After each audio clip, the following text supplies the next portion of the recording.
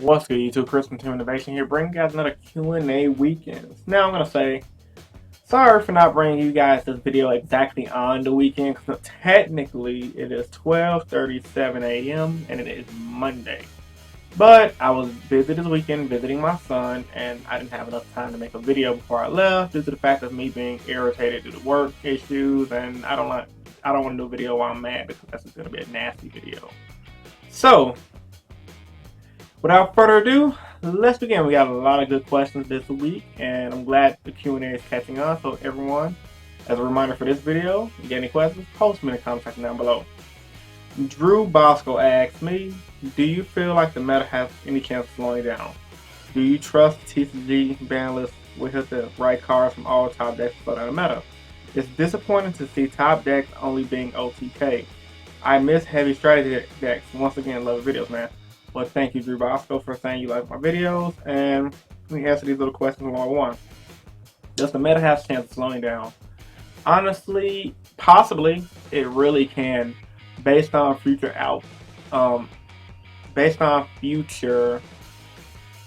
sets of the game. Konami's gonna make the game, the format, whatever they want it to be. So right now, the game is more speedy.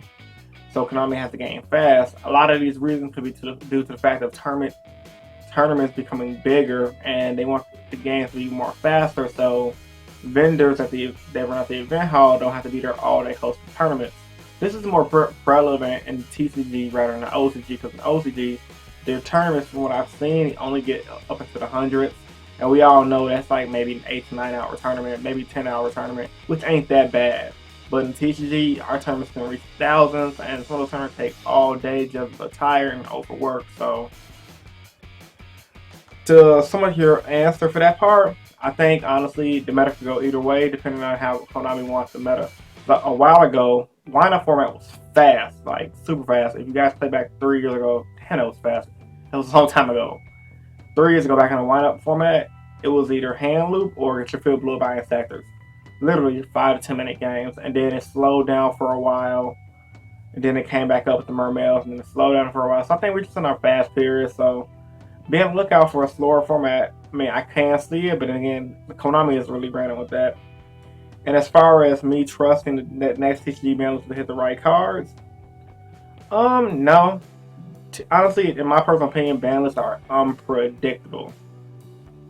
If anything gets hit, it'd be decks that are problem, that Konami deem decks that are gonna hurt their bank. So I can see Shadows possibly getting hit, and maybe Glees getting hit but still be playable. And then as far as, yeah, that was it. Just mainly 2 questions. So yeah, hope that answered your questions, Drew Bosco. Really Yu-Gi-Oh! Monster asks, do bujins still suck with 2 honest? Do you think Fire King can be good into a format where destruction is getting better? Not this one, but later, and can I get a shout out, please? Well, really Yu-Gi-Oh! Monster, here's a shout out. And do you have a channel? Is that what you meant? Yeah, he does have a channel. Check his channel out, guys. He has 43 subs. So go show those fellow team members some support.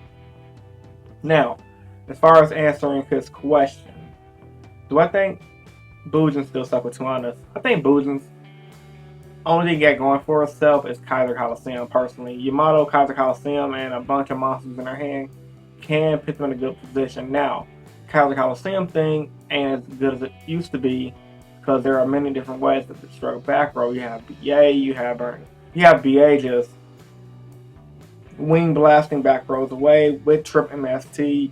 You have Shadows dragging back row. Okay, bujins suck. I was gonna be flat out saying, like, I mean, I'm always an advocate of, if you got an idea for a deck, play it, but would I pick up bujins as a deck to pick up? I think the deck honestly is not that great right now. 2 honest don't mean a thing. I mean, destruction by battle really ain't that good right now. And as far as can Fire Fist be good? Oh, Fire King. Okay, Fire King, Fire Fist being good in the format where destruction is getting better.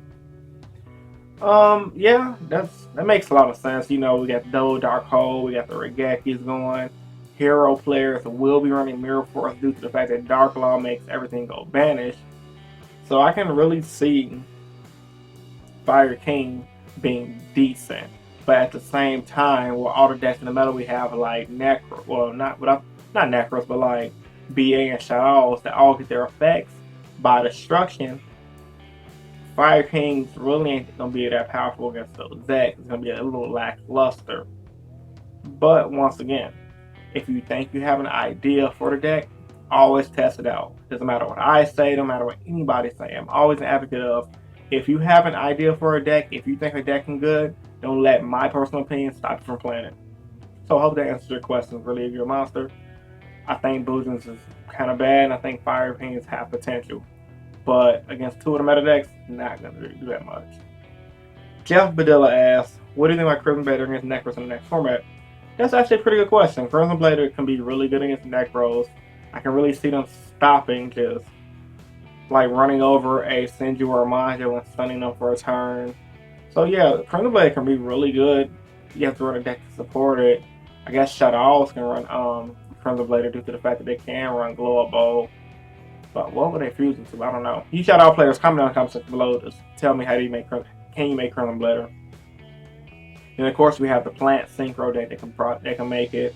So yeah, Crimson Blader, yeah, it's pretty good techie against Nekroz. It can definitely work, Jeff.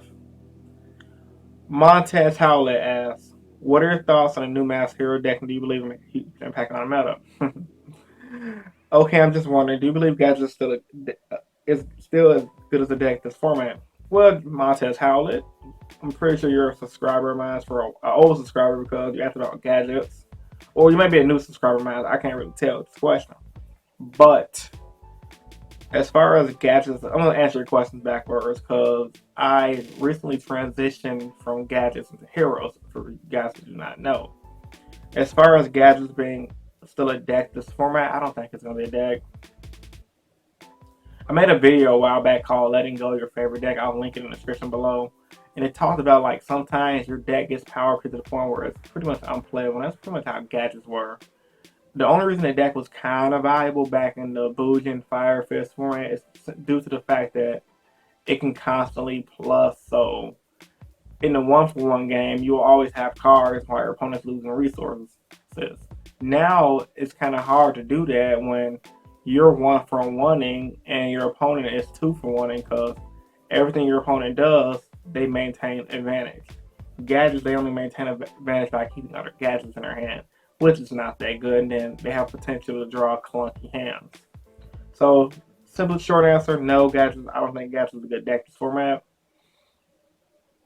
And my thoughts on the new Mass Hero deck, do I make an impact on the meta? Yes, I've been testing the deck out extensively.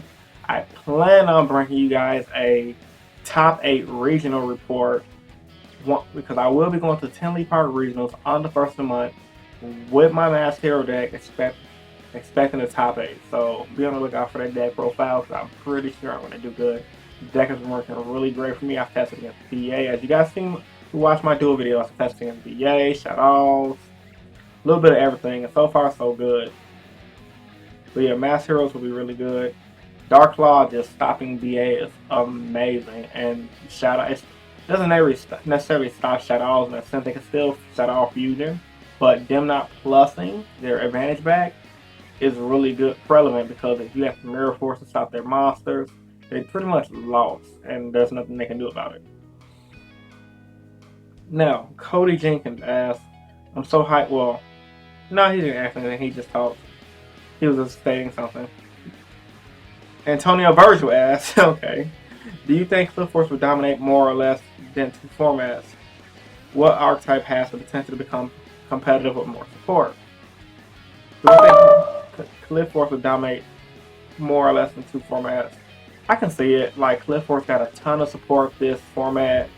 They have the draw power, they have everything. In the OCG, they're pretty much tier 1, neck and neck with Necroz. So I can definitely see Cliff Force dominating as a tripod with Cleave, BA, and Nekroz, with the hero as the anti-meta deck scores. And what archetype has the potential to become competitive with more support? I can definitely say, first thing comes to mind is wind-up, due to the fact that the only thing that's hurting the archetype back when you really think about it on paper is the fact that their XYZ plays suck. Give wind-ups a new Exceed to replace Zen Mighty, brings Zen Mighty back to 1, and the deck can do some damage in my personal opinion. They have pretty much everything. They have a monster they have a monster that bounce. They have rabbit that banishes to come back. They have rat that allows them to do special summon plays. They have level modifiers with wind up soldiering, and they have a spell card that search through the whole deck. Give wind up more support, they can do way better. And also Black Wings. Black Wings need more support. The new support they got is kind of janky in my personal opinion. Chase Boatwright asks, do you think Nekroz will be tier 0 like they were in the OCG, or just another tier 1 deck? Also, I think Mermaids are not going to be doing anything competitively, but many other people think they're going to be sleeper decks format. Do you think more males can actually compete with the meta? Well, to answer your first question, I think Nekroz will be tier 0. Tier 0, no, because there are a lot of ways to stop it. But, and plus we have BA's thing. But, I think they will be a tier 1 deck on the release. The deck is really powerful, has a lot of good plays, and it can stun pretty much every other deck in the meta. And as far as Mermaids, what I think Mermaids can actually compete, I think they can compete. I think Mermaids is kind of like how Gadgets was in the Fire Fist format.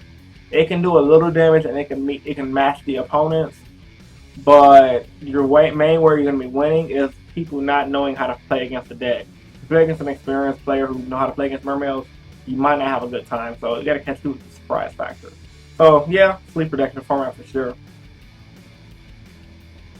Really Yu-Gi-Oh! Monster also asks, second question, how do you think Yang Zings are going to beat this format due to Yazi shutting down everything, being able to play skill during the main, and creation also, and also have great support coming out soon?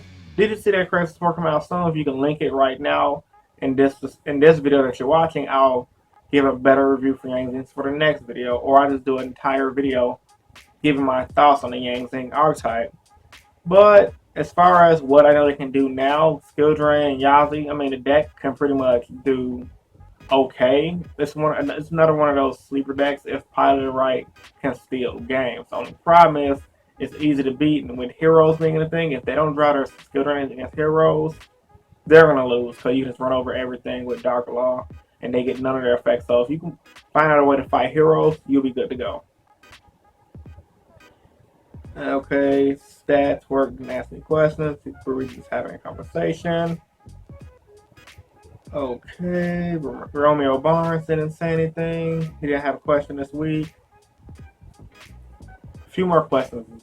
Guys, I am so happy with the way this week's video went. Well, last week's video went, because a lot of good questions, and I love doing these Q&As. Okay, my buddy Paul from Team APS Yu-Gi-Oh! Asks, are there any Yu-Gi-Oh! Investments you regret making, like investing in certain decks or cards that flopped or dropped in value? Yes. The investment I regret making was the Premium Gold #2. The one that came out around this time last year. You guys all remember the one that came with all the... I did an opening on my channel. I had an opening in the description down below. But yeah, it was just bad. Like everything... Yeah, I think it was... Premium Gold. It was just terrible. Like, I opened okay at most, and all the cards that were supposed to be good, like the those gimmick puppets, they all were trash. Everything was hyped for 2 weeks, and plus I was working, so I never really had enough time to push everything when it was at its peak price. So Yu-Gi-Oh! Investing is not really that great for me. So it would have to be Premium Gold #2. And I think that's it, guys. Yeah. That is pretty much, double checking, make sure I ain't missed anybody. Pretty much it, guys. So I really enjoyed this Q&A, and I hope you guys enjoyed my answers. So without that being said, I hope you guys enjoyed today's Q&A weekend. If you did, give it a big thumbs up to show support. As always, comment down in the comment section below your questions for this week, your questions for next week's Q&A. This was Chris from Team Innovation. I am signing out. Rate, comment, and subscribe, guys. Also, I do these videos because I truly believe in helping you guys become better players. And I truly believe in you guys helping me become a better player. Once again, Chris from Team Innovation signing out. Deuces. Battlestar Galactica. Fucking love it.